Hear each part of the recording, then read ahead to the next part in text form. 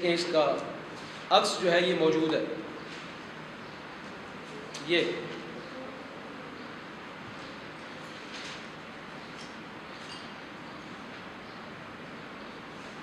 میرے پاس یہ سامنے نظر آ رہا ہے آپ.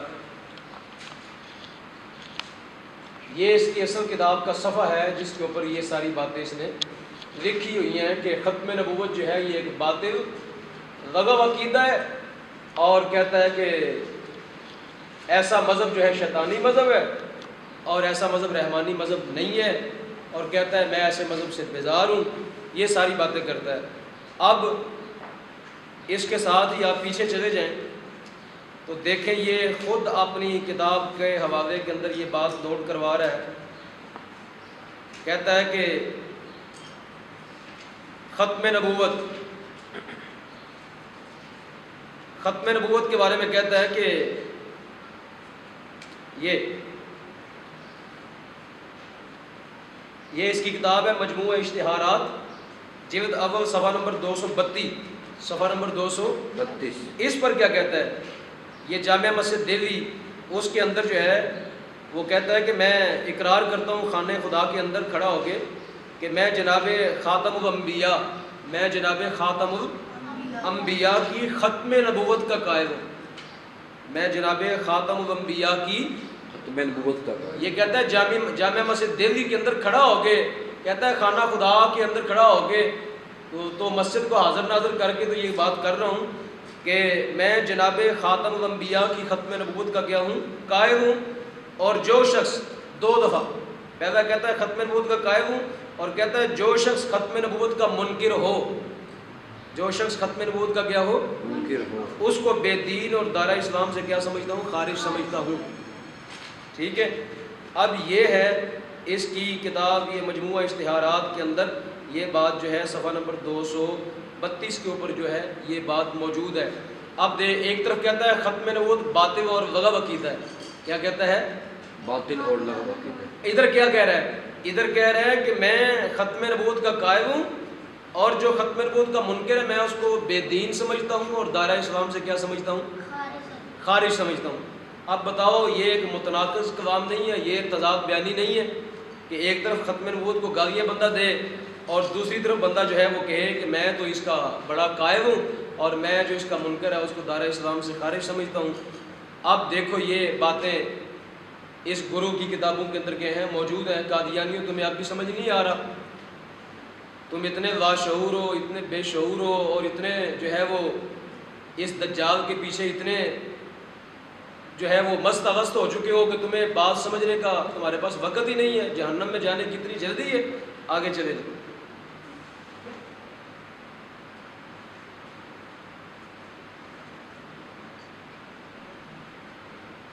یہ میرے پاس ہے ایک غلطی کا ازالہ. اس کی کتاب کا نام ہے کیا ہے؟ ایک غلطی کا ازالہ، صفحہ نمبر 3.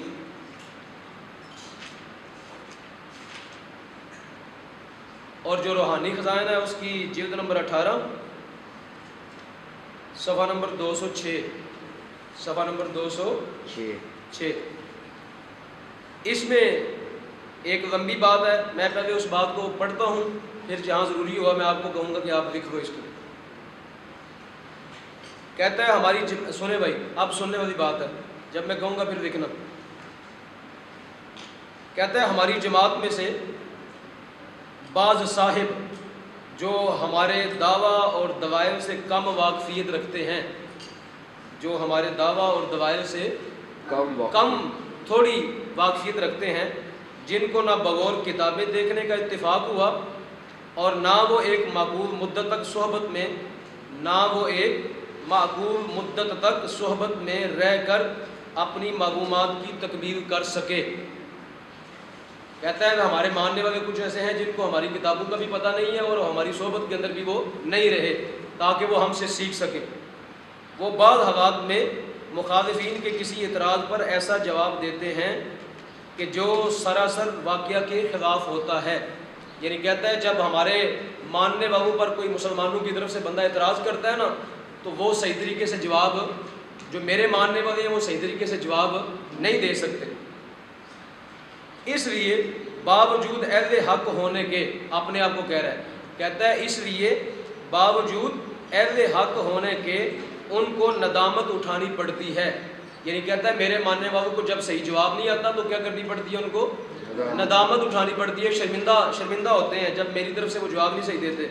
کہتا ہے چنانچہ چند روز ہوئے کہ ایک صاحب پر, یعنی صاحب سے مراد اپنے بندے پر کہہ رہا ہے, کہتا ہے ایک مرزئی پر ایک مخالف کی طرف سے یہ اعتراض پیش ہوا. ایک مخالف سے مراد کون؟ مسلمان. مخالف سے مراد کون؟ کہتا ہے مخالف کی طرف سے یہ اعتراض پیش ہوا کہ جس سے تم نے بیعت کی ہے, جس سے تم نے, یعنی مسلمان نے مرزئی کو کہا جس سے تم نے بیعت کی ہے وہ نبی اور رسول ہونے کا دعویٰ کرتا ہے. مسلمان نے مرزئی کو کہا کہ تمہارا گرو جو ہے وہ نبی اور رسول ہونے کا کیا کرتا ہے, دعویٰ کرتا ہے. یہ بات نوٹ کر لیں, مسلمان نے مرزئی کو یہ کہا کہ تمہارا جس سے تم نے بیعت کی ہے وہ نبی اور رسول ہونے کا دعویٰ کرتا ہے. یہ مسلمان نے مرزئی پر اعتراض اٹھایا کہ جس سے تم نے بیعت کی ہے وہ نبی اور رسول ہونے کا دعویٰ کرتا ہے. اور اس کا جواب, یعنی اب مرزئی کی طرف سے جواب آیا, مرزئی نے کیا جواب دیا یہ نوٹ کر لیں. کہتا ہے اس کا جواب محض انکار کے الفاظ سے دیا گیا. یعنی مرزئی نے یہ کہا نہیں ایسا نہیں ہو سکتا. اس کا جواب محض انکار کے الفاظ سے دیا گیا. مطلب کیا؟ یعنی وہ جو مرزئی تھا جس پر مسلمان نے اعتراض کیا وہ مرزئی کیا کہنے لگا, نہیں ایسی بات نہیں ہے. یعنی میرے جس کی میں نے بیعت کی ہے نہ اس نے نبی ہونے کا دعویٰ کیا اور نہ کیا ہونے کا, رسول ہونے کا. بات سمجھائی؟ اب آگے کیا کہتا ہے, خود کیا کہتا ہے, کہتا ہے حالانکہ ایسا جواب صحیح نہیں ہے. حالانکہ ایسا جواب صحیح نہیں ہے. مطلب کیا؟ مطلب کہتا ہے صحیح جواب یہی ہے کہ میں نبی اور رسول ہوں اور میرے ماننے والے نے صحیح جواب نہیں دیا, میرے ماننے والے نے صحیح جواب نہیں دیا. کہتا ہے حالانکہ ایسا جواب صحیح نہیں ہے. اب سنیے آگے لکھیں. کہتا ہے حق یہ ہے کہ خدا تعالیٰ کی وہ پاک وحی جو میرے پر نازل ہوتی ہے. حق یہ ہے کہ خدا تعالیٰ کی وہ پاک وحی جو میرے پر نازل ہوتی ہے. حق یہ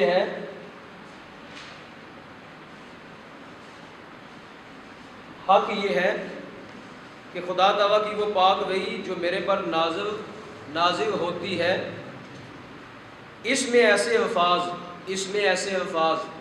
اب دیکھیں اس کے اندر کیا کہہ رہا ہے, وحی نازل ہوتی ہے. پہلے پچھلی عبارتوں کے اندر کیا کہتا ہے قیامت تک وحی بند ہے. کیا کہتا ہے؟ قیامت تک وحی بند ہے. اب کیا کہتا ہے میرے پر وحی نازل ہوتی ہے. تو اب ایسے شخص کو کیا کہا جائے گا کہ یہ بندہ کتنا متضاد بیان ہے, کتنی متضاد بیانی کر رہا ہے. نہ اس کو یہ پتہ ہے کہ میں نے پہلے کسی کتاب میں کیا لکھا ہے اور نہ اس کو یہ سمجھ آ رہی ہے کہ میں اب کیا لکھ رہا ہوں. کہتا ہے اللہ تعالیٰ کی وہ پاک وحی جو میرے پر نازل ہوتی ہے اس میں ایسے الفاظ, کون سے؟ اس میں ایسے الفاظ رسول اور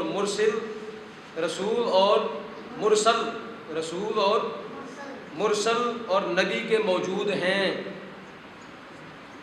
کہتا ہے اس میں ایسے الفاظ رسول اور مرسل اور نبی کے ہیں موجود ہیں. کہتا ہے اس وحی کے اندر مجھے رسول بھی کہا گیا, مجھے مرسل بھی کہا گیا اور مجھے نبی بھی کہا گیا. آگے سورہ کیا کہتا ہے, اس کی عبارت دیکھیں. کہتا ہے نہ ایک دفعہ, یعنی کہتا ہے وحی کے اندر یہ والے لفظ میرے لیے ایک دفعہ نہیں آئے. کہتا ہے نہ ایک دفعہ بلکہ 100 دفعہ, بلکہ 100 کسے کہتے ہیں فارسی میں؟ 100 کو کہتے ہیں. 100 کسے کہتے ہیں؟ 100 کو. کسے کہتے ہیں؟ 100. تو اب یہ کیا کہہ رہا ہے, صرف 100 نہیں کہہ رہا, کہہ رہا ہے 100. کیا مطلب؟ 100 کا معنی کئی 100. اب کئی 100 جب ملائیں تو وہ کیا بنتے ہیں؟ 1000 بنتے ہیں. جب کئی 100 ملائیں تو وہ 1000 بنتے ہیں. جب کئی 100 ملائیں تو وہ کیا بنتے ہیں؟ لاکھ بھی بن جاتے ہیں. وہ کیا بن جاتے ہیں؟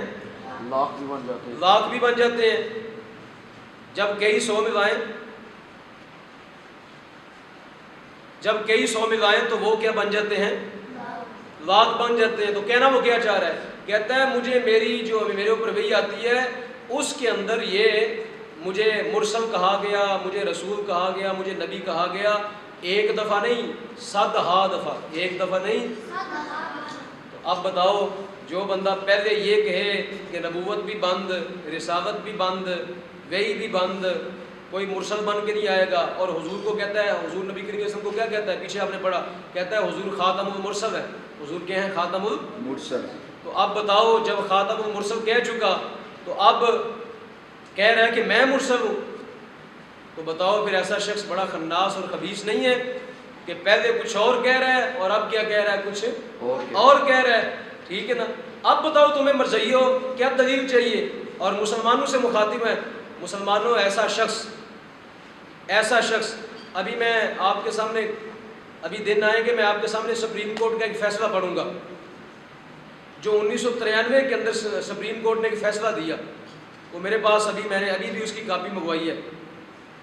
ایک ہمارے دوست ہوتے ہیں انہوں نے وہ مجھے ابھی بھیجی ہے، کچہری کے اندر ہوتے ہیں. تو اس کے اندر سپریم کورٹ نے، میں درمیان میں اس بات کو چھوڑ کے درمیان میں سپریم کورٹ کا حوالہ دینے لگا ہوں. Supreme court of Pakistan, supreme court of Pakistan کا فل بینچ، جتنے وہ جج سپریم کورٹ کے سارے تھے نا، سب کا ایک بینچ بنا جس کو کیا کہتے ہیں، فل بینچ، جسے کیا کہتے ہیں، فل بینچ. یہ کب کا فیصلہ ہے؟ 1993 جب یہ مرجعی اپنی پٹیشن لے کے سپریم کورٹ کے اندر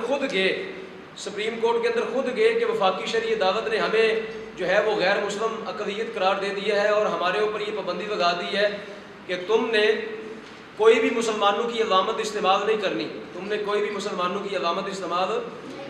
اب میں یہاں رک کے یہ بھی بات کہنے لگا ہوں کہ سپریم کورٹ کے جج جو ہیں وہ مدارس کے نہیں پڑھے ہوئے. سپریم کورٹ کے جج جو ہیں وہ ختم نبوت سینٹر کے نہیں پڑھے ہوئے، وہ یونیورسٹیوں کے پڑھے ہوئے ہیں. ٹھیک ہے.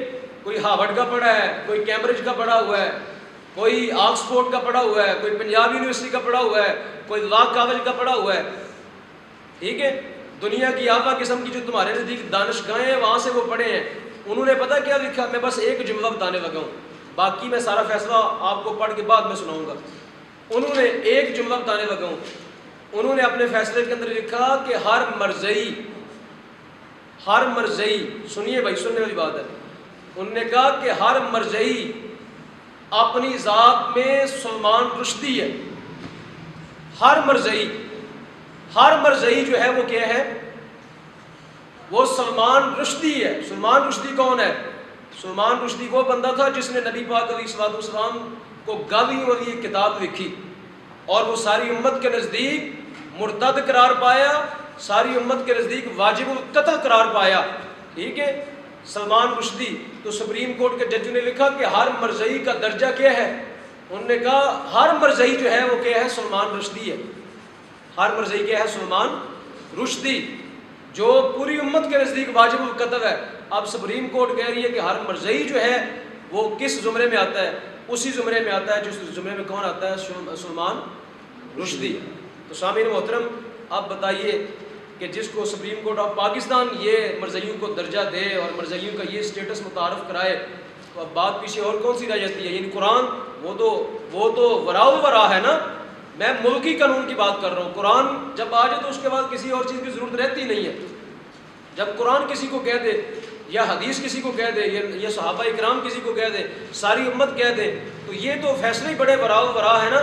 اب میں بات کر رہا ہوں ان کی بھی جو مدارس کے پڑھے ہوئے نہیں ہیں اور جو نہ بظاہر مفتی اسلام ہیں، وہ بھی یہ کہنے پر تمہاری کرتوت دیکھ کے اور تمہارے کارنامے دیکھ کے وہ بھی کہنے پر مجبور ہو کے کہ ہر مرجعی کیا ہے؟ سلمان رشدی. ہر مرجعی سلمان رشدی کا معنی ہر مرجعی گستاخ. ہر مرجعی کیا؟ گستاخ رسول. ہر مرجعی گستاخ خدا. ہر مرجعی گستاخ رسول. ہر مرجعی گستاخ انبیاء. ہر مرجعی گستاخ عیسیٰ علیہ الصلوۃ والسلام. ہر مرجعی گستاخ حضرت مریم سلام اللہ علیہا. اور ہر مرجعی گستاخ صحابہ. ہر مرجعی گستاخ اہل بیت اطہار. ہر مرجعی گستاخ علماء. ہر مرجعی گستاخ امت. ہر مرجعی جو ہے گستاخ قرآن. ہر مرجعی گستاخ احادیث نبویہ. تو سامعین محترم، جس کو جو ہے وہ جن کو اتنا ذلیل و رسوا کر دیا جائے، اور تمہیں ذلت کتنی چاہیے اس ملک کے اندر یا اس ملت کے اندر سے؟ تو یہ پڑھے. اب وہ کہتا ہے نہ صرف ایک دفعہ بلکہ 100 دفعہ مجھے کیا کہا گیا؟ نبی، رسول اور مرسل. پھر کیوں کر یہ جواب صحیح ہو سکتا ہے. کہتا ہے جو میرے ماننے والے جواب دیا لکھ لیں. کہتا ہے پھر یہ کیوں کر جواب صحیح ہو سکتا ہے. پھر یہ کیوں کر جواب صحیح کیا کہتا ہے. کہتا ہے جو میرے ماننے والے نے یہ کہا کہ جب مسلمان نے اعتراض کیا کہ تیرے جس کے ساتھ تم نے بیعت کی ہے وہ نبی اور رسول ہونے کا دعوے دار ہے, تو میرے ماننے والے مرزائی نے کہا نہیں نہیں ایسا نہیں ہو سکتا, اس نے کوئی نبی اور رسول ہونے کا دعویٰ نہیں کیا. مرزا کہتا ہے نہیں نہیں یہ جواب اس نے غلط دیا تھا, میں نبی اور رسول ہوں, میں نبی اور رسول ہوں. کہتا ہے کہ ایسے الفاظ موجود نہیں ہیں, کہ ایسے الفاظ موجود نہیں ہیں, بلکہ کہتا ہے اس وقت تو پہلے زمانے کی نسبت بھی بہت تصریح اور توضیح سے یہ الفاظ کیا ہیں موجود ہیں. کون سے؟ نبی رسول اور مرسل. کہتا ہے میرے بارے میں نبی رسول اور مرسل کے الفاظ کیا ہیں موجود ہیں. صرف ایک دفعہ نہیں, کہتا ہے 100 دفعہ, اور 100 دفعہ نہیں, کہتا ہے تصریح کے ساتھ یہ کیا ہے موجود ہے. کوئی شک شبے والی بات نہیں ہے کہ میں کہتا ہے نبی بھی ہوں, رسول بھی ہوں, مرسل بھی. تو اب بتاؤ جو وہ کہتے ہیں نہیں نہیں ہم اس کو صرف مجدد مانتے ہیں, حالانکہ وہ بھی جھوٹ بولتے ہیں, مجدد نہیں مانتے وہ بھی اس کو نبی رسول ہے. ابھی ہم اس کے حوالے نوٹ کروا دیں گے. تو اب سامعین محترم یہ اس کی اکسی شہادتیں بھی اس کی کتابوں کے اندر میں نے آپ کو صفحہ نوٹ کروا دیا, آپ جا کے وہاں چیک کر سکتے ہیں, اور میرے پاس بھی اس کی اکسی شہادتیں اس کی کیا ہیں موجود ہیں. اگر آپ چاہیں تو میں بھی آپ کو دکھا دیتا ہوں.